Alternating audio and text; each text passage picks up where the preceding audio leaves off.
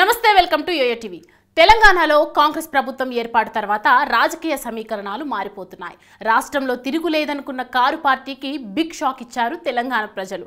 ఇప్పుడు ఆ పార్టీ నుంచి రోజుకో నాయకుడు బయటకు వస్తున్నారు। గ్రామ స్థాయిలోనూ ఇదే పరిస్థితి। ఇప్పటికే తాటికొండ రాజయ్య బీఆర్ఎస్ పార్టీకి గుడ్ బై చెప్పారు।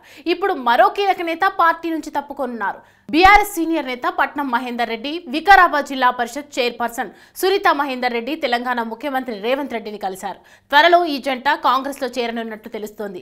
మహేందర్ రెడ్డి ఆగస్టు 2023 నుంచి డిసెంబర్ వరకు గత ప్రభుత్వం కేసీఆర్ కేబినెట్ లో గనులు మరియు భూగర్భ శాస్త్రం, సమాచార మరియు పౌర సంబంధాల శాఖ మంత్రిగా మరియు రవాణా శాఖ మంత్రిగా పనిచేశారు। ప్రస్తుతం ఆయన శాసనమండలి సభ్యుడిగా కొనసాగుతున్నారు।